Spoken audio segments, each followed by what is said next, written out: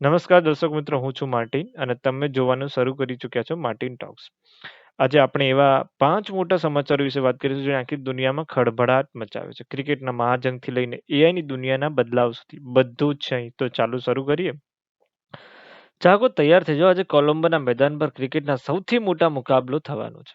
T20 world કપમાં ભારત અને પાકિસ્તાન ફરી એકવાર આમને સામને છે અને આ મેચ માત્ર રમત નથી, એક લાગણી છે. રાજકીય તણાવને કારણે આ મેચ પર સસ્પેન્સ હતું, પણ હવે બધું જ ક્લિયર છે. બસ રાહ છે એક ધમાકેદાર પ્રદર્શનની. પણ એક ટ્વિસ્ટ છે. હવામાન વિભાગે વરસાદની આગાહી કરી છે. શું વરસાદ આ મહાજંગમાં વિલન બનશે? તે તો સમય જ કહેશે. પણ એક વાત બાકી છે, આજે ટીવી સ્ક્રીન પરથી નજર હટાવવાનું મુશ્કેલ હશે. હવે આગળની તરફ હવે વાત કરીએ ભવિષ્યની ટેકનોલોજીની. આવતીકાલથી નવી દિલ્હીમાં શરૂ થઈ રહી છે ઇન્ડિયા એઆઈ ઇમ્પેક્ટ સમિટ 2026. જી હા, ભારત હવે ગ્લોબલ એઆઈ સેન્ટર બનવા જઈ રહ્યું છે. 40 થી વધુ દેશોના સીઈઓ, ટેક લીડર્સ, દિગ્ગજ હસ્તીઓને અહીં ભેગા થવાના છે. યુએનના પ્રમુખે પણ ભારતની પ્રશંસા કરી છે અને કહ્યું છે કે ભારત વૈશ્વિક અર્થવ્યવસ્થાનું નવી એન્જિન છે. આ સમિટ દર્શાવે છે કે ટેકનોલોજી અને એઆઈ નીતિમાં ભારતની ભૂમિકા કેટલી ઝડપથી વધી રહી છે. દુનિયા હવે ભારત તરફ નજર રાખી બેઠું છે. ચાલો હવે આકાશની સુંદરતા તરફ નજર કરી. 17 ફેબ્રુઆરી એક દુર્લભ ખગોળીય ઘટના જોવા મળશે, રિંગ્સ ઓફ ફાયર.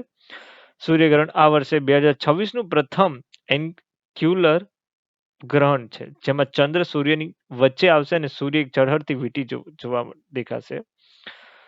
પણ એક નાનકડી નિરાશા, આ અદ્ભુત નજારો ભારતમાંથી જોવા નહીં મળે. તે મુખ્યત્વે દક્ષિણ ગોળાર્ધમાં દેખાશે, છતાં આ વૈશ્વિક સ્તરે એક ટ્રેન્ડિંગ ખગોળીય ઘટના છે જેના વિશે દુનિયાભરના લોકો ઉત્સાહિત છે. હવે વાત કરીએ આપણા પાડોશી દેશની. બાંગ્લાદેશમાં એક મોટો રાજકીય બદલાવ આવવાનો છે. બીએનપીના નેતૃત્વમાં નવી સરકાર શપથ લેવા જઈ રહી છે. ભારત સહિત અનેક દેશોના આ સમારોહમાં આમંત્રણ આપવામાં આવ્યું છે. આ બદલાવ શા માટે મહત્વનો છે? કારણ કે તેની ભારત, બાંગ્લાદેશ, ચીનના ત્રિકોણીય સંબંધો પર તેની સીધી અસર પડી શકે છે. આગામી સમયમાં આ ક્ષેત્રમાં નવા સમીકરણો જોવા મળી શકે છે. અને છેલ્લે, ભારતનો શક્તિશાળી વિદેશ નીતિ અને એકવાર ફરી પોતાની સ્ટ્રેટેજિક ઇકોનોમી એટલે કે રણનીતિક સ્વાયત્તતાનો સંદેશ આપ્યો છે. વૈશ્વિક સંઘર્ષો અને દબાણો વચ્ચે પણ ભારતે રશિયા અને પશ્ચિમ દેશો બંને સાથે મળીને સંબંધોને સંતુલિત રાખવાનો પ્રયત્ન કર્યો છે. આ દર્શાવે છે કે ભારત કોઈ પણ પક્ષમાં નથી, પરંતુ પોતાના રાષ્ટ્રીય હિતોને પ્રાથમિકતા આપે છે. નીતિ વૈશ્વિક ભૂ રાજકીય પરિદ્રશ્યમાં ભારતની મહત્વપૂર્ણ શક્તિશાળી સ્થિતિને વધુ મજબૂત બનાવે છે. Thank you. તમારો ખૂબ ખૂબ આભાર.